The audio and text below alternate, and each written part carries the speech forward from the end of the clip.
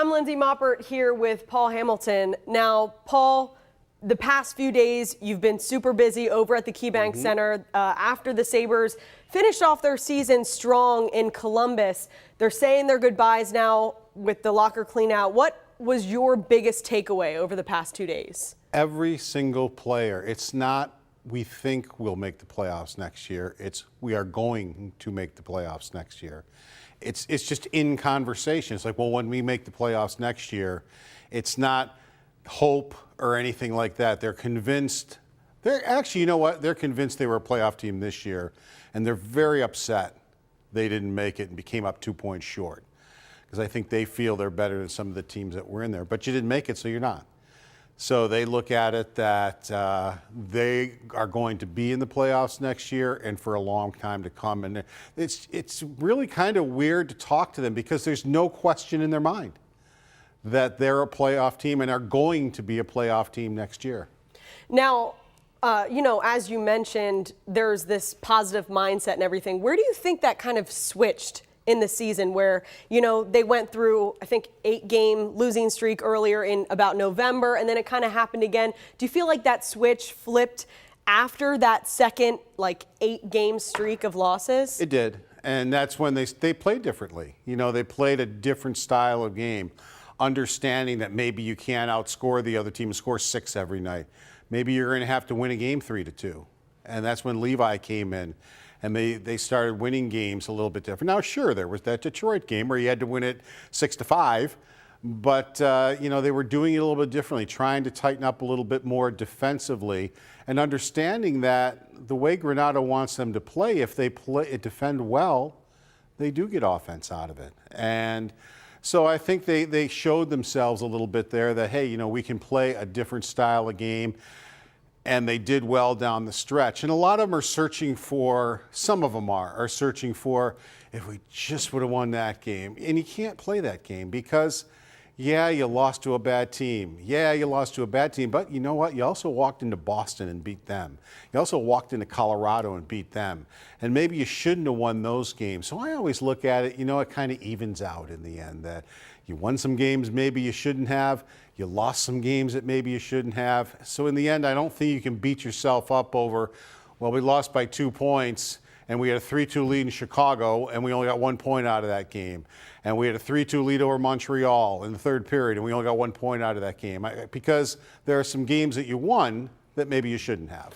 Right, and I mean, that's life, that's hockey, that's how that's going to be. But you mentioned Levi. Do you feel like when Levi, had his debut, there was sort of an excitement that kind of sent them over and pushed them through those last couple of games? Well, I don't think they knew what to expect. I mean, they had met this guy. Some of them, Owen Power would know, Peyton Krebs would know, Jack Quinn would know, Dylan Cousins would know because they've played with him before with Team Canada. So they had an idea, but the rest of the team okay, we're bringing this kid in. Is he going to play? Is he not? Is he any good? He's probably going to play in Rochester next. You know what you're thinking. That's what young players do. Well, he shows up, and all of a sudden, he's the #1 goalie. And even Ukko-Pekka Luukkonen said that, I thought I'd get a game in there. But he said, I also understand the way Devin was playing. I understand why he was playing. Am I disappointed I didn't get a game? Because he goes, I thought I was playing pretty well down the end. Yeah, but he said, I also understand why the decision was made and why they rode he goes, they rode me earlier in the season when I was winning games. So he goes, I was the beneficiary at that point. Right, and you kind of are now opening it up to my next question about the goalie situation. Obviously, Craig Anderson, a beautiful send out the other night, but if you had to predict how they're going to handle the goalie situation next year, obviously we heard Comrie talk about over and over, I want to be here, I want to be here, I want to be here, but it's, it is a business. So how do you see that kind of playing out? Yeah, there's 3 of them. Are they going to stay with 3 or are they going to trade Comrie? Are they going to trade Comrie and then bring in a different goaltender to be with Levi? I mean, Comrie didn't really distinguish himself. He had injuries and, didn't really distinguish himself, nor did Luukkonen. Luukkonen had really good stretches, but he had stretches that didn't go so well either. So he knows that he has to improve himself. And he's talking about making himself stronger. He's talking about actually being a faster skater. He goes, because it gives you more confidence in the net, being a little more fit, maybe, that type of thing. Those are the types of things that he wants to work on. He also wants to be here next year. Because I wondered how he feels about the whole thing, so I asked. And he goes, no, I want to be, I love it here. I want to be part of this team, and I want to compete for games, and I want to compete for my playing time. So, you know, question answered. He still wants to be here, even though he realizes Devin Levi is here. I think Luukkonen looks at it, I'm not afraid of a little competition.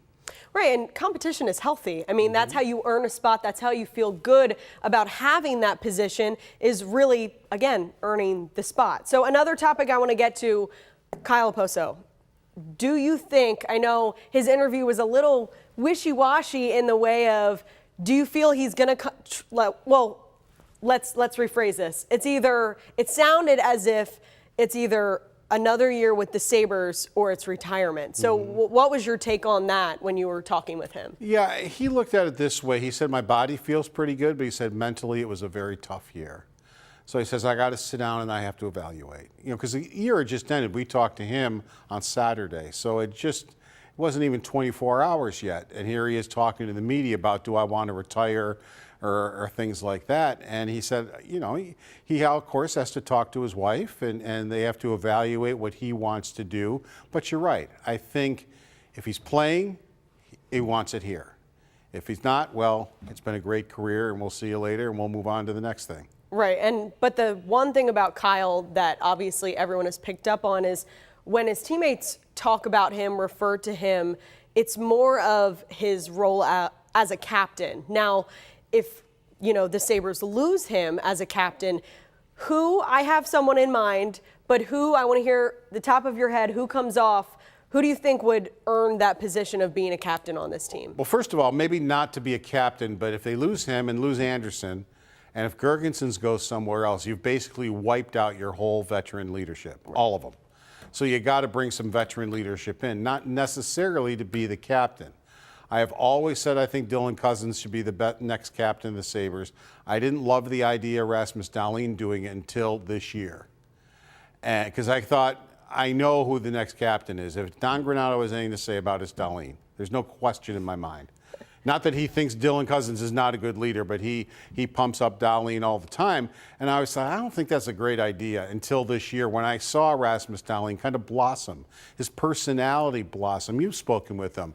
You know, he used to be more reserved and he didn't talk much, but now you see his personality. He does those videos that their social media people does, and you know, he has fun with them. He sat with Jeff Skinner when they did that little skit, you know, and let Jeff kind of pull him apart a little bit as Jeff does in the thing. And, you know, he loves doing that kind of stuff. He loves being with his teammates.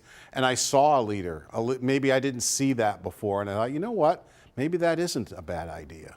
And like you said, that one game where, you know, they had finally come out of that losing streak and you're like, can you guys talk to me now that we won? You know what I mean? Like, he is taking that role where he understands that, you know, the media and people, they're going to turn to him and ask him those kinds of questions. I know there was a lot of conversation about Alex Tuch and kind of his performance over the past few weeks. You know, came back from an injury, I believe. What was it? He came back early. 16 days, and it was supposed to be 4 to 6 weeks, right? So I know there was a lot of conversation about, you know, maybe him kind of taking that role and, you know, out on the ice and everything. How do you feel about that? That just shows he'll do anything for the team. You know, maybe he wasn't quite ready, but he was ready enough. Doctors cleared him. It wasn't like he went against doctors' orders. They wouldn't let him on the ice that way. But he healed enough that he could play. He went real well against Toronto, and then it kind of tailed off a little bit, but then it went real well again, and he just wanted to be out there with his teammates. Mattias Samuelsson wanted to be out there with his teammates. By the end of the year, he was playing with a broken hand and a sprained MCL. And he was playing until it got to a point where, all right, the playoffs is over, where I think we're going to let Mattias relax here. But that's how he operates. It's like, yeah, it hurt, but what are you going to do? No, you shake it off and you move on, because he said it's his bottom hand, so he uses that to push off and leverage, and that hurts if you have a broken hand. But he says, yeah, it's a little pain, but you shake it off and you move on and keep playing.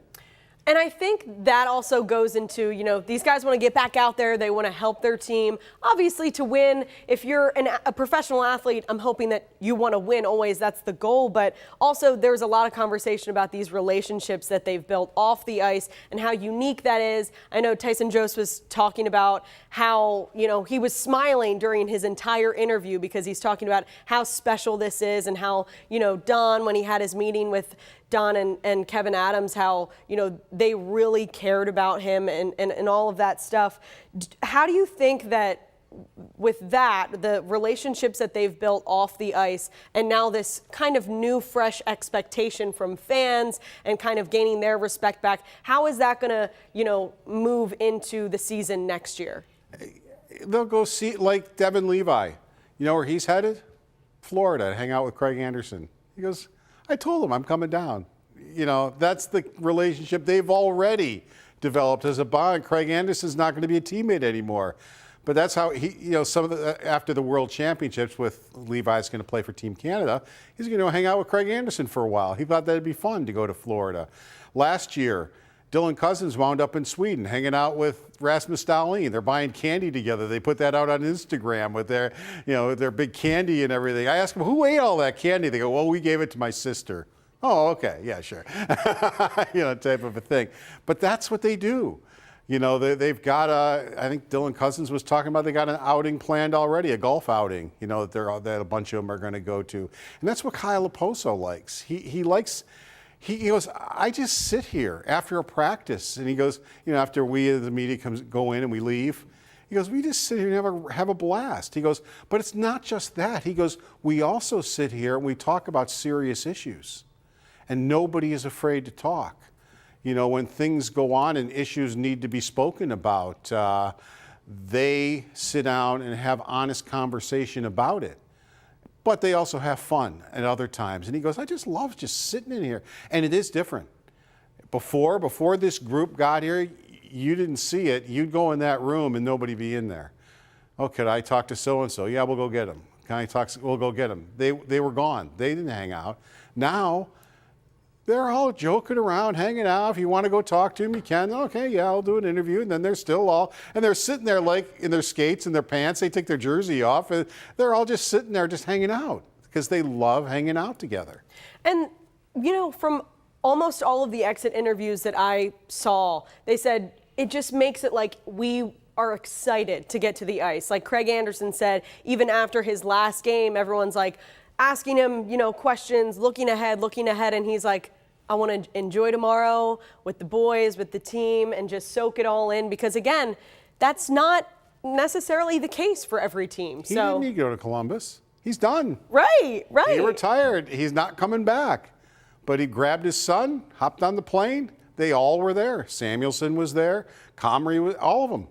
Nobody stayed behind. Even the guys that weren't playing were there because they felt it was important to be together one last time. Yeah, well, that surely is special. So thank you, Paul Hamilton, and hopefully, Sabres or not, we'll get you back in here soon enough. Mm-hmm.